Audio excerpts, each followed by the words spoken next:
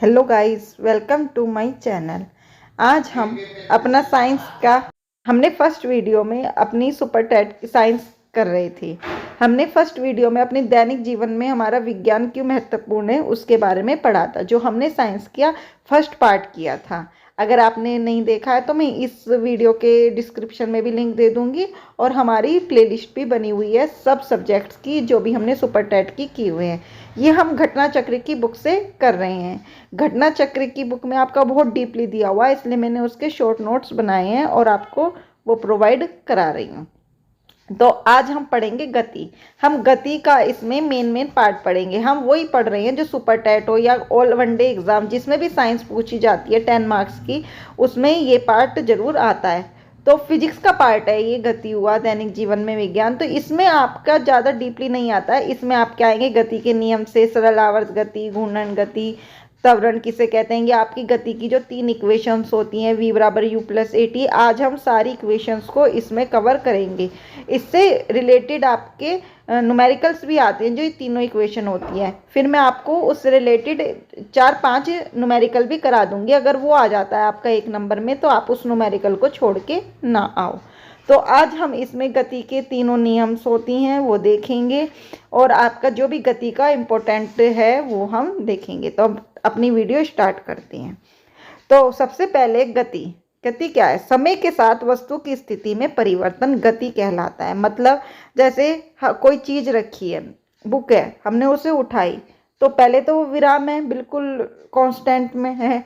हमने उसको उठाया तो किस में आ गई? गति, मोशन में आ गई। तो उसे बोलते हैं हम जो समय के साथ वस्तु की स्थिति में परिवर्तन करता रहे, क्या कहलाता है? गति।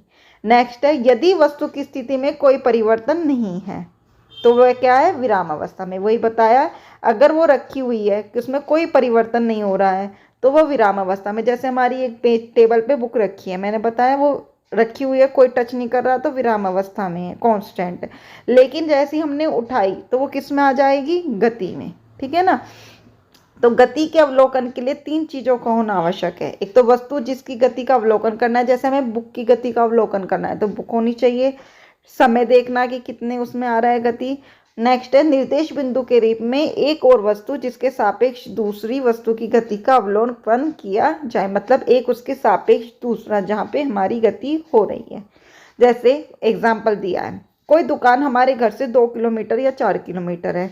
यहाँ पर हमारा घर एक निर्देश बिंदु है। हमारा घर क्या एक बिंदु है जिससे हम जा रहे हैं, जिसके सापेक्ष हम किसी जगह की दूरी बताते हैं। जैसे हम यहीं से तो बताएंगे कि कोई पूछे शॉप कहाँ पर है तो हम कहेंगे हमारे घर से 2 किलोमीटर दूर है या 3 किलोमीटर दूर है। ठीक है ना। तो निर्देश बिंदु को मूल बिंदु भी कहा जाता है। ये इंपॉर्टेंट नहीं था। अब है गति के प्रकार, ये इंपॉर्टेंट है। कितने प्रकार होते हैं गति के? देखो, सबसे फर्स्ट है सरल रेखीय गति। मतलब जब एक सीधी रेखा में गति कर रही हो, जैसे जब कोई वस्तु सदैव एक सरल रेखा में गति करता है तो उसे सरल रेखीय गति कहते हैं। जैसे सड़क पर कोई कार जा रही है, एक सीधी रेखा में जा रही है, एक सरल रेखा में चल रही है, तो उसे कहेंगे हम गति। नेक्स्ट है वृत्तीय गति। जब कोई वस्तु एक निश्चित बिंदु के चारों ओर एक निश्चित वृत्ताकार पर जाए, जैसे ऐसे वृत्त में कर रही है, जैसे पृथ्वी का सूर्य के चारों ओर वृत्ताकार मार्ग पर चक्कर लगाना। पृथ्वी सूर्य के चारों ओर चक्कर लगाती है तो वो कौन सी गति हुई? वृत्तीय गति। तो ये एग्जाम्पल पूछे जाते हैं, आपसे थ्योरी नहीं पूछी जाएगी। ये कहेंगे कि सूर्य के चारों ओर तरफ चक्कर लगाना पृथ्वी का कौन सी गति कहलाती है, तो आप कहोगे वृत्तीय। सीधी सड़क पर गाड़ी का चलना या बाइक का चलना, ये कौन सी गति है? रेखीय या सीधी। नेक्स्ट है घूर्णन गति। जब कोई वस्तु अपने अक्ष के चारों ओर घूमती है, जैसे छत के पंखे की गति, जैसे अपने ही अक्ष पर घूम रही है। जैसे हमारे छत पर पंखा लगा हुआ है, वो अपने आप ही अपनी अक्ष पर घूम रहा है और हमें हवा दे रहा है। ठीक है। तो ये सब क्या हो गए?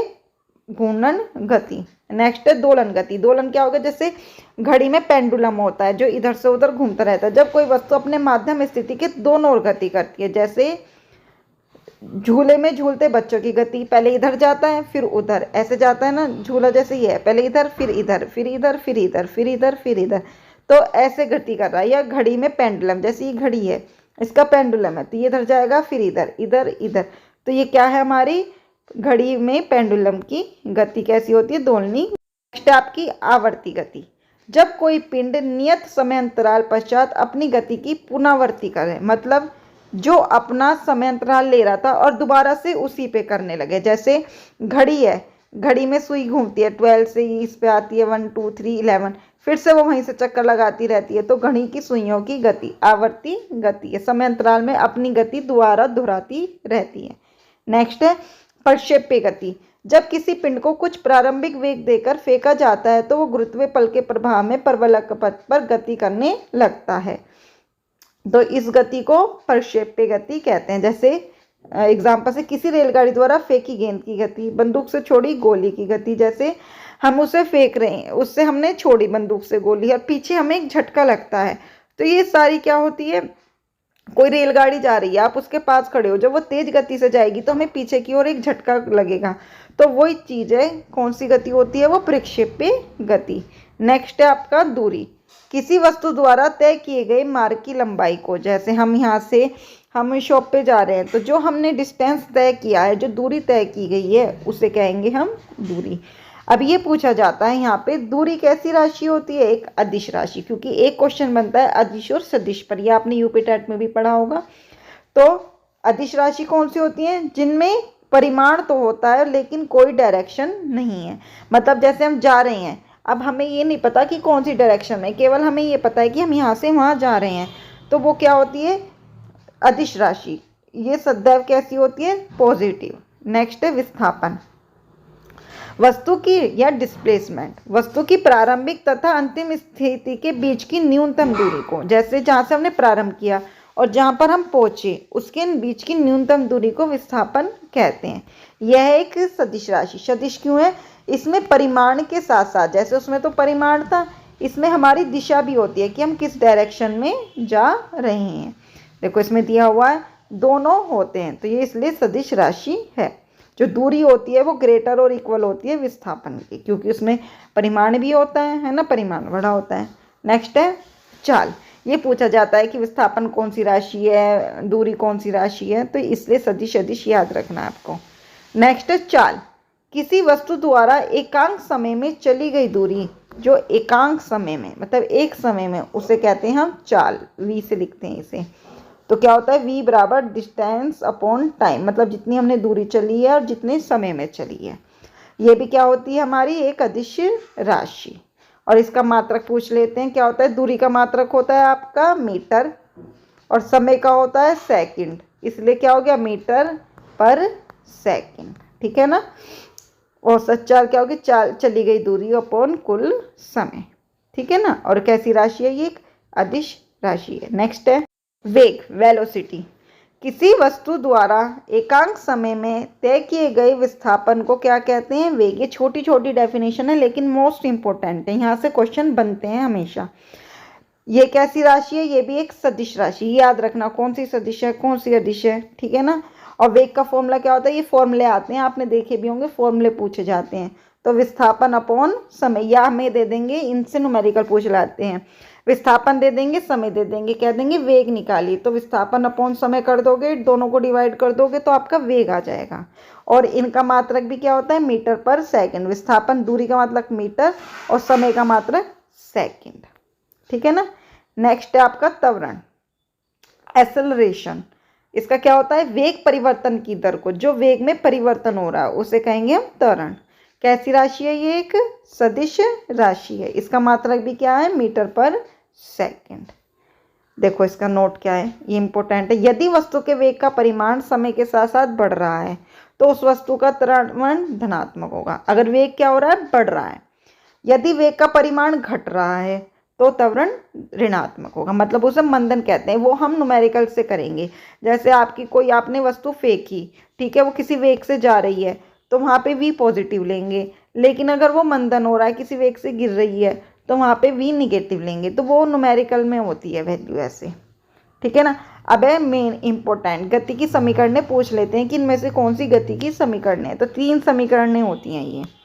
v बराबर u प्लस ए टी, जहाँ v क्या हो गया वेग, u क्या हो गया प्रारंभिक, मतलब जैसे हमने अपने घर से स्टार्ट किया तो वो हो गया प्रारंभिक वेग, कहाँ पे पहुँचे, दुकान पे, अंतिम वेग, तो v हो गया ये, है ना। a क्या हो गया त्वरण और t क्या हो गया समय, तो v बराबर u plus A T. Next है एस बराबर U T plus half A T square, और थर्ड है वी स्क्वायर बराबर you square plus 2a s। ये आपकी तीनों समीकरणें हैं। ये आप ये नीचे चौथी भी वैसे ही है नहीं, ये अलग से एक वस्तु द्वारा n वेग समय में तय की गई दूरी एस एन बराबर U plus half A two N minus one. आपको मेनली ये तीन ही फॉर्मूले याद रखने हैं। नेक्स्ट आपका गति के नियम। अब आपकी गति के नियम बहुत मोस्ट इंपॉर्टेंट है। जैसे वो तीनों समीकरणें थी, गति चैप्टर आपके लिए बहुत इंपॉर्टेंट है। और इससे पहले दैनिक जीवन में विज्ञान में मैंने आपको ये बताया था कि विदेशी वैज्ञानिक और उनका योगदान क्या था, उनके एक्सपेरिमेंट क्या थे, वो एक एक नंबर में पूछ ले जाते हैं। अगर आपने नहीं देखी है, प्लेलिस्ट बनी हुई है, वहाँ देख लेना, नहीं तो आपको मैं इसमें लिंक प्रोवाइड करा दूंगी डिस्क्रिप्शन में, आप उस पर भी देख सकते हैं। और आपकी सारी सुपर टेट की क्लासेस चल रही हैं। शिक्षण कौशल की भी स्टूडेंट्स की क्वेरी थी कि मैम थ्योरी कराई है, तो मैंने कल से उसकी भी घटना चक्र से नोट बना के थ्योरी प्रोवाइड करा दी है, आप उसे भी देख सकते हैं। प्लेलिस्ट बनी हुई है थ्योरी के नाम से, शिक्षण कौशल थ्योरी, और जो प्रैक्टिस सेट करा रही थी वो अलग से हैं। तो आप सारी प्लेलिस्ट बनी हुई है, आप प्लीज़ चेक कीजिए वहाँ पे प्लेलिस्ट में जाकर। नेक्स्ट है गति के नियम। न्यूटन ने गति के 3 नियम दिए हैं। जैसे 3 समीकरणें थी, ऐसी 3 नियम हैं। तो क्या है आपका, ये नियम किसी वस्तु पर लगने वाले बल और उस वस्तु उत्पन्न वस्तु की गति के बीच संबंध बताते हैं। जो उस पर बल लग रहा है और जो उसमें गति है उसके बीच क्या बताते हैं, रिलेशन बताते हैं। ठीक है ना। ये पूछा है कब दिया गया, तो 1687 ईस्वी में। पुस्तक कौन सी है इसकी, प्रिंसिपिया, तो ये पूछा जा सकता है। नेक्स्ट है प्रथम नियम। ये तीनों इंपॉर्टेंट है। पहला बहुत इंपॉर्टेंट है जड़त्व का नियम। ये भी पूछ सकते हैं कि गति का जो प्रथम नियम है उसका दूसरा नाम क्या है, तो क्या नाम है इसका, जड़त्व का नियम।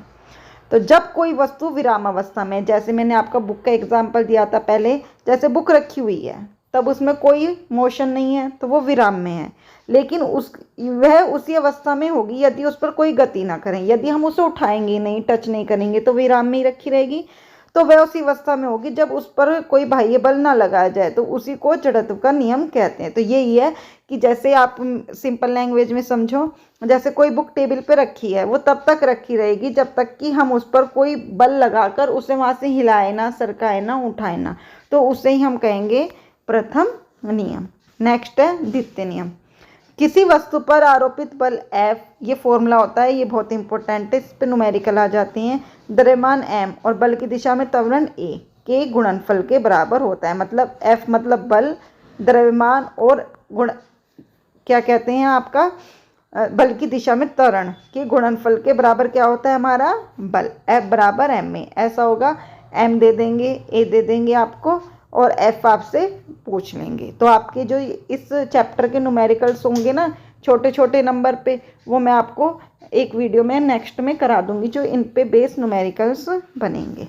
और लास्ट इसका नियम है क्रिया प्रतिक्रिया का नियम। जैसे प्रत्येक क्रिया की सदैव बराबर विपरीत दिशा में प्रतिक्रिया होती है। जैसे मैंने आपको जैसे आपने किसी के एक थप्पड़ मारा, तुरंत उसने भी क्या मार दिया, आपके प्रतिक्रिया में एक थप्पड़, तो उसे क्या बोलेंगे, क्रिया प्रतिक्रिया के नियम। कि आपने जैसे मारा तुरंत उसकी भी एक प्रतिक्रिया हुई, या आपने किसी को धक्का दिया, उसने भी तुरंत आपको प्रतिक्रिया में धक्का दे दिया। तो सदैव बराबर विपरीत दिशा में जब होता है तो उसे बोलते हैं क्रिया प्रतिक्रिया का नियम।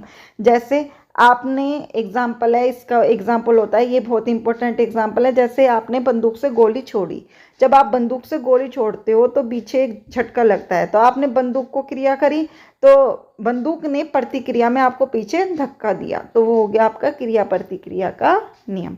जैसे नाव से उतरते वक्त नाव का पीछे की ओर हटना, जैसे आप नाव से उतरते हो, नाव पीछे की ओर जाती रहती है, तो उस पर वो प्रतिक्रिया लगती है। या बंदूक चलाने पे पीछे की ओर धक्का लगना, मैंने बताया था ना। तो नेक्स्ट अब लास्ट है आपका, इसमें सबसे पहले न्यूटन ने अपने ग्रंथ फिलोसफी नेचुरलिस प्रिंसिपिया मैथमेटिका में संकलित किया था। तो ये इंपॉर्टेंट है, ये पूछ सकते हैं कि पहले न्यूटन ने, क्योंकि ये न्यूटन के हैं, तो कहाँ पे दिया था, इसमें ग्रंथ में दिया था। कब, 1687 में। ठीक है ना। तो नेक्स्ट आपका ये था आपका नेक्स्ट। तो आज के लिए ये आपके गति का चैप्टर के जो मेन पॉइंट्स थे सारे, आपको सुपर टैट में इसके अलावा बाहर से नहीं करना है। नेक्स्ट टॉपिक हमारा होगा बल। ठीक है ना। पहले मैं इसके न्यूमेरिकल करा दूंगी, जो तीनों चारों फॉर्मूले हैं इस पे जो भी आपके छोटे छोटे न्यूमेरिकल बनेंगे मैं अपने आप से बना के, या आपकी घटना चक्र की बुक से ही जो आपको दे रखी होंगी उसमें से मैं आपको ये न्यूमेरिकल्स करा दूंगी। और ये जो थ्योरी है ये आप चाहे तो नोट कर लेना, या फिर मैं आपको ये नोट्स प्रोवाइड करा दूंगी एक टेलीग्राम चैनल बनाकर। तो आज के लिए इतना ही। अगर आपने मेरी और वीडियोस नहीं देखी है तो आप जाकर प्लेलिस्ट बनी हुई है वहाँ भी देख सकते हैं।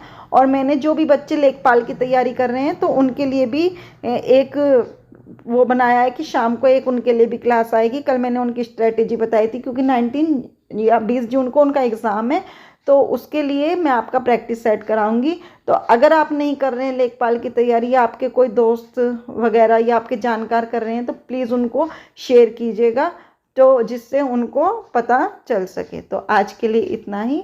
अगर नहीं आए हो तो सब्सक्राइब कर दीजिएगा, अगर अच्छी लगी वीडियो तो लाइक कर दीजिएगा, कमेंट करके ज़रूर बताइएगा। आज के लिए इतना ही। Thank you.